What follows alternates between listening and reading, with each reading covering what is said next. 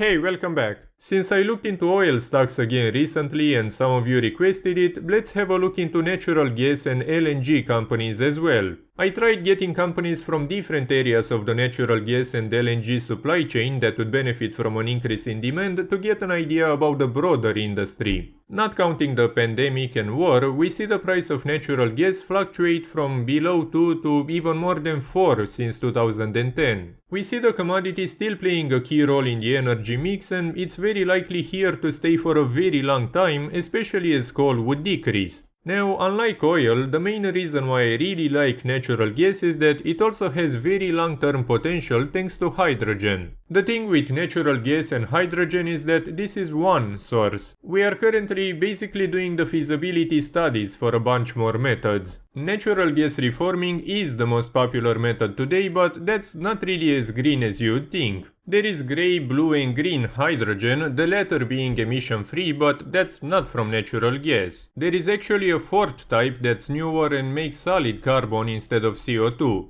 Anyway, probably the biggest potential for natural gas would come from the replacement of metallurgical coal. I have a video about met coal miners where I talk about the difference between that and thermal if you're interested. If hydrogen from natural gas can slowly replace met coal in iron production, that can represent more than enough demand to make this into a very powerful market, and thus benefiting natural gas a lot. You may find it surprising, but making 1 ton of grey hydrogen from natural gas produces about 7 to 9 tons of CO2. In comparison, 1 ton of met coal produces about 3 tons of CO2, but this is misleading. You need about 0.8 tons of met coal to make 1 ton of steel, but for hydrogen, even if we haven't perfected this method yet, it's estimated that you would need something like 50 to 60 kilos for 1 ton of steel thanks to the energy density. Combine that with carbon capture and storage during the reforming process, and you then have what's called blue hydrogen, which would emit about 1 ton of CO2 instead of 9. That would be a massive improvement given how the steel industry is one of the biggest polluters on the planet.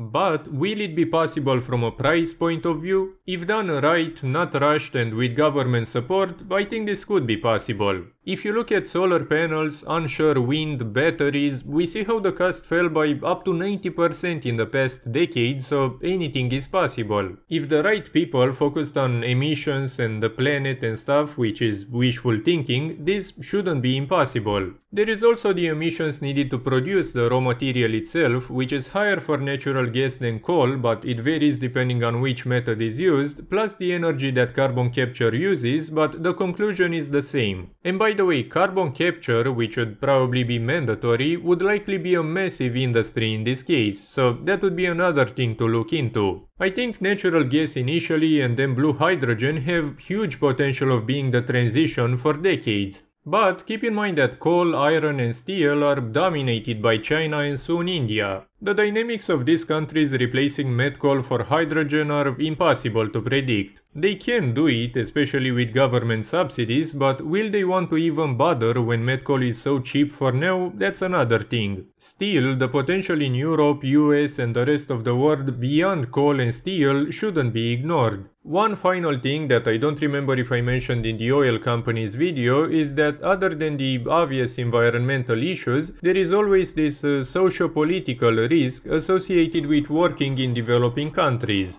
I won't go too much into detail because of how gruesome it is, but look into Total Energy's Totallandia, for example. There is a very recent article that came out about it. Sure, it's not the companies that do it, but they may still pay if the people they hire do something bad. Similar things that happened with the former Lundin Oil, for example, are still being investigated today after close to 3 decades. Now, ConocoPhillips, this is an integrated oil and gas company with operations and activities in 13 countries. The stock is close to all-time highs recently, and if you look into other oil and gas companies, this one had one of the best recoveries since the pandemic, being pretty much a 5x. They can make something like 8 to 10 billion in an environment like today, placing them at a ratio below 15, which is among the cheaper American oil and gas companies, so not bad. This is before an acquisition that would add about 2 billion on average, but more on that in a second. They share some cash flow sensitivities which are very important to keep in mind.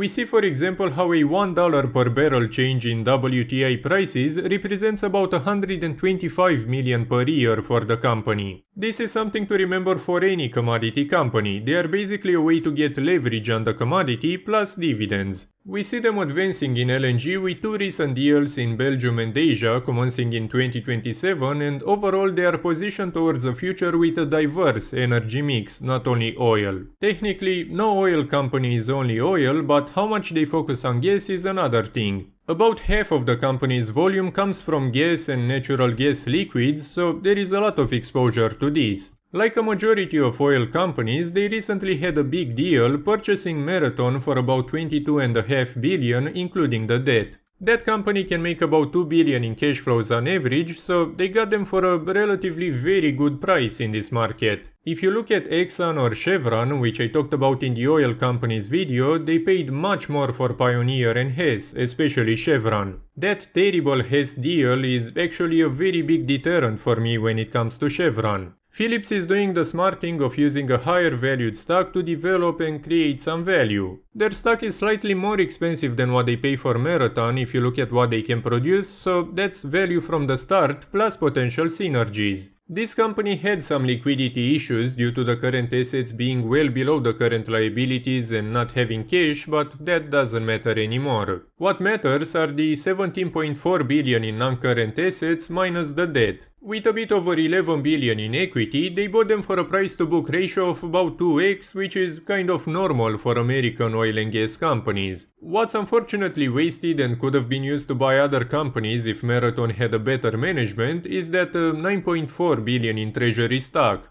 Imagine if they used them, which they already bought, so it would cost nothing and not even dilute at all since they aren't issuing them, to buy another company. Even if they added $5 billion of equity, that would have been significantly better for Phillips now and would have been more profitable for Marathon shareholders. So definitely a huge mismanagement on this and a mistake for whoever approved it. But overall not a terrible company for an acquisition at this price. It's in line with the market and definitely better than what Chevron wants to pay for Hess. Now back to Phillips, and keep in mind that everything is before the merger, we don't have combined data yet. We see a good financial shape with the current assets covering the current liabilities and a ton of non-current assets well above the debt. They also have a lot of treasury stock, which by the way isn't at current value, which after Marathon would be enough for more than 2 other similar transactions. Especially at the current price, this is a huge advantage that only Exxon and a few other companies seem to have. Again, we see the price-to-book ratio at around 2, which is kind of the norm for American oil and gas companies today. They also pay a roughly 3% dividend, including some special ones, plus buybacks at all-time highs for about a 4% buyback yield. So overall not a terrible company from any point of view. Good profitability, financials, using the stock to develop the company, plus a ton of treasury stock. They are sitting on a lot of liquidity, probably close to half of the market cap, which they can use to develop in any direction they want. If they want to go with renewables, hydrogen, gas, whatever, they have enough to buy a significant market share, so good management can really make it shine. Again, this is an advantage that you don't really see that often, except for Exxon and a few more. But if you look at European companies, as you're about to see, they tend to be much better from a cash flow, profit, equity, dividends and so on point of view. There are other companies like Occidental, BP, Shell, Total and so on that I won't cover again since I looked into them very recently that have natural gas exposure, especially Total. I want this to be kind of a follow-up since oil and gas are very much related, but with a higher focus on natural gas and not only producers. If you want to check these companies out, make sure to watch this video, it was very well received and thank you very much. Now, Cheniere Energy, this is one of the largest exporters of LNG on the planet, focusing exclusively on natural gas, so this would be a pure play on that commodity. Simply put, they buy the natural gas and liquefy it to then sell it in or outside the US. There is also Cheniere Partners, which is a subsidiary they made to develop the larger of the company's two LNG terminals. I'll look into the parent company in this video, but the smaller one is a very interesting dividend cash cow with a yield of around 7.5% now. You know, with energy stocks you can bet on winter, elections, the weather, gas reserves and so on, but that's trading and I focus only on the company's long-term potential. The stock is up like 6x from the pandemic lows, but in this case I think the war in Ukraine played a very important role. Europe theoretically wants to get rid of Russian gas, and we can see that reflecting in the company's sales. Since Q4 2021, Europe represents a majority of the company's exports from about a third.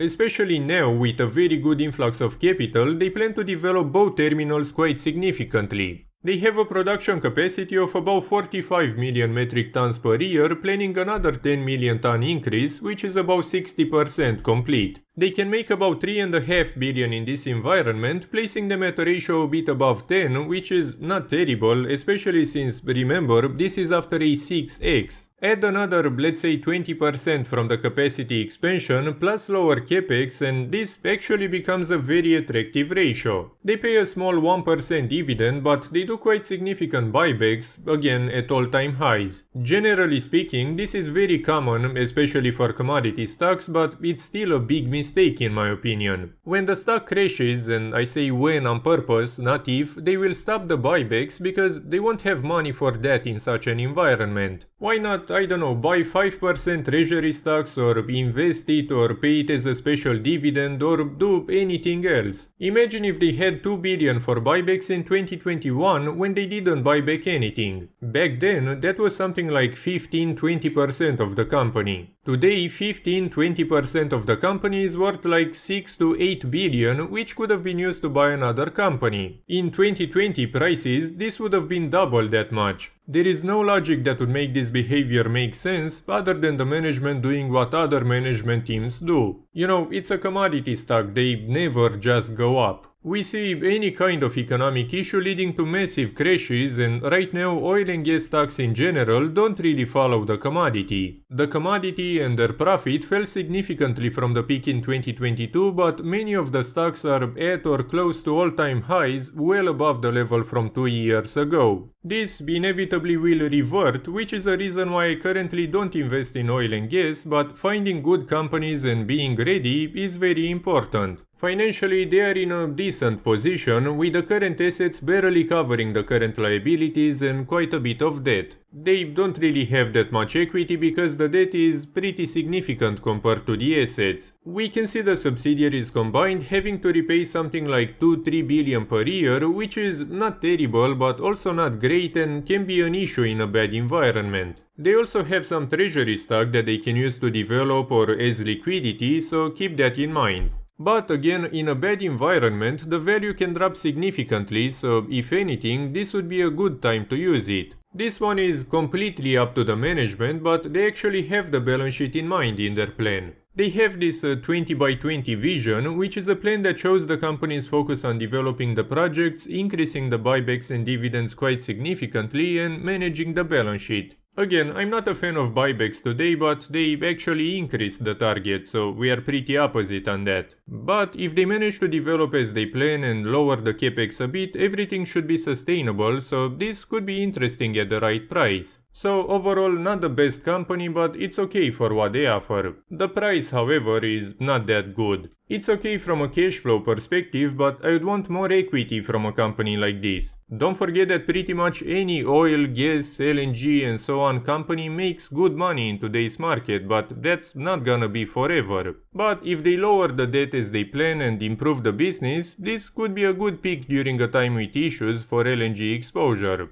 They can then improve the dividend and buybacks even more, especially if the capex, interest, debt repayments and so on go down. I think the plan is okay, but they seem to focus too much on dividends and buybacks, which won't be sustainable during a bad environment anyway. Now, New Fortress Energy, founded by billionaire Wes Edens about a decade ago, this one is getting to new all-time lows. They have some LNG and power facilities in development, plus something very interesting that they make through Klondike digital infrastructure. They have this idea where instead of connecting the data center to the grid, which can take a lot of time and create issues, you bring the data center to the power source. Data centers are pretty much mandatory for AI, and when you have it next to the power plant, you can almost say goodbye to surprise power outages, bottlenecks and stuff like that, and also save time and money. They provide those small modular units that you can use and even scale for the data center, which are much more reliable, as you can see. They already have some real estate which they can rent or sell in the future, and it's definitely an interesting approach. This is something that can add to the company's long-term potential on top of natural gas.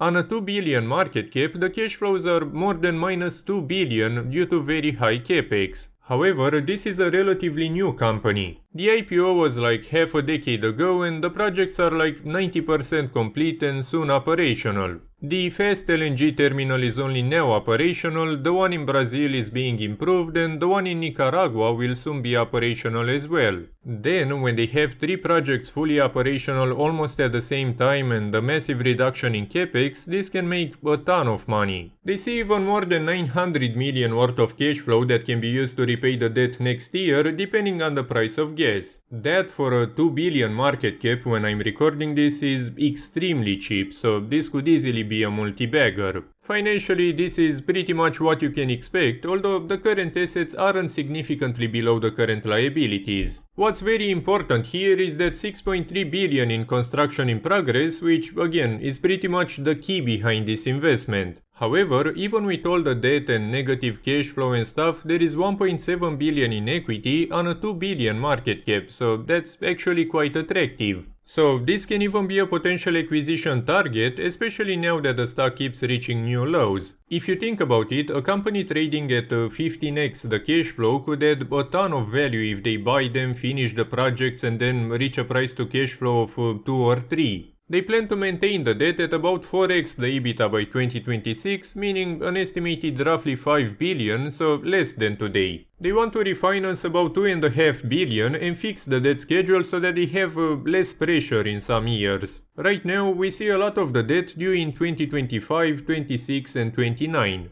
By the way, this company shows the reason why I don't like stock screeners. This is bad if you look only at the cash flow, equity or other data, but they can't give you context. No screener will tell you that this company is developing and is a step away from a massive breakout in profit and everything. Maybe with AI in half a decade this could be possible, but today no. Overall, I think the market is either very pessimistic about their ability to execute this plan or it's only sleeping on a potentially huge recovery. I didn't know about them before making this video, but I'll add them to my watch list and will definitely look more into it. It's obviously risky like any investment, but I think there is real potential to see them do very well. I think this is seen differently than the others because for a very long time they were pretty much a project developer, not a producer. When they become a proper producer relatively soon, the market should theoretically value them similar to the others. Now, Cool Company, this is a bit of a different way to get exposure to LNG.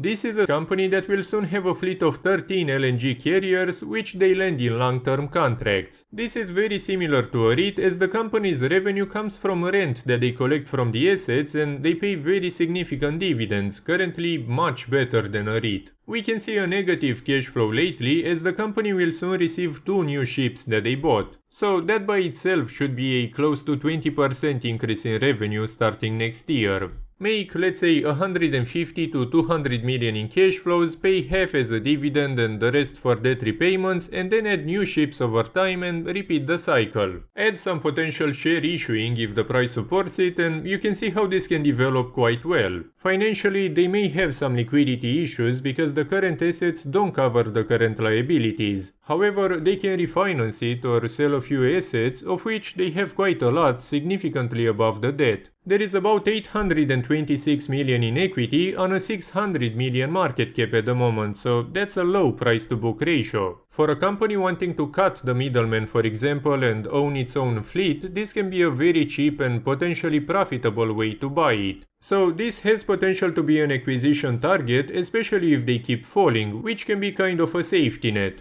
But keep in mind that liquidity for a company with a negative cash flow isn't that easy to get, so there can be some issues or dilution. Still, no debt maturities since 2027 should offer a good amount of breathing room, which they can use to finish the investing cycle, and maybe then they can refinance, stabilize, and so on. I think they should be okay from a financial point of view, especially with lower interest rates that will make that cheaper and boost the economy. And again, they don't really depend that much on commodity prices, so they could offer some predictability and not a lot of volatility. They pay a massive close to 15% dividend, meaning almost 90 million, which, if they cut the capex, shouldn't be that big of an issue. Sure, it depends on the environment, but keep in mind that this is not a commodity company. They offer the logistics services behind it. They have these time charters, meaning long-term contracts, for around 4.8 years per vessel. They even have one potentially extending to 2041, and we can see a huge increase in backlog. By the way, the whole fleet is fully chartered. Think of it as kind of real estate. Use it the whole month or not, you pay the rent. If they operated all of them on the spot market, meaning you get an order, deliver it and that's it, sure, you then see massive volatility, but this way they are similar to a REIT. So overall an interesting play on the commodity. This kind of backbone industry is definitely something needed to have LNG. It will evolve with maybe different fuel types like ammonia, which by the way has huge potential since it's very common, burns without emitting CO2 and can then be converted back into nitrogen and hydrogen, but that's something for another video. And this service has use even after LNG, so it's definitely a very long-term play. The company itself is okay, but keep in mind that this can be risky because of the debt. Yes, they can sell ships now and offset it and be okay, but will they do that instead of getting more debt and using the ships as collateral? We can't know. At the end of the day, almost no matter what the company does in the future, the ships have value. Unless they mismanage it and get a ton of debt and ruin the balance sheet, there should be some kind of a bottom, probably around the current price. If they get even cheaper than today, a client or a company in this video or many other options can simply buy them for the fleet. It's a very straightforward acquisition. Imagine getting a fleet and assets worth like 2 billion for a total price after the debt of like 1.3 billion. That would attract companies even from unrelated industries. And they are modern, fuel-efficient LNG carriers. You know for sure they'll be used for decades ahead. I can tell you that I like this company and I'm definitely adding it to my watch list. It's one of the ways I actually prefer to get exposure to this commodity, and I think that right now, given the environment, this is a very attractive price. I still have to look into them again in more detail, but if you know anything that I missed, make sure to let us know in the comments. Again, similar to a REIT, but a much better potential dividend on a much lower payout ratio. Plus, this is a very good industry to be in for the long term, as LNG will be an even more important commodity. Not to mention that in the future they can diversify into other types of carriers because, again, they just rent them, it's not like they need to produce anything new. So, a bunch of interesting companies, especially CoolCo for me, which can be good additions at the right price. Again, in my opinion, commodity stocks are definitely a buy only in certain times if you want to really unlock the good potential. I've had some 3, 4, 5x's with commodity stocks before because I waited both when buying and when selling them and didn't just add no matter what. Still, there can definitely be some good buys in this industry and the long term has huge potential. Plus, rate cuts should be great for the economy in the near future, so it's possible to see natural gas and LNG well above the current levels again. Anyway, I have similar videos for oil, gold, metallurgical coal and a bunch more, so make sure to check them out. As always, what I cover in my videos shouldn't be enough for you to make any investment decision, so please do your own research before investing in anything. If you want to see more videos like this one, please leave a like and even a comment to help me out and make sure to subscribe. Thank you for watching and I'll see you next time.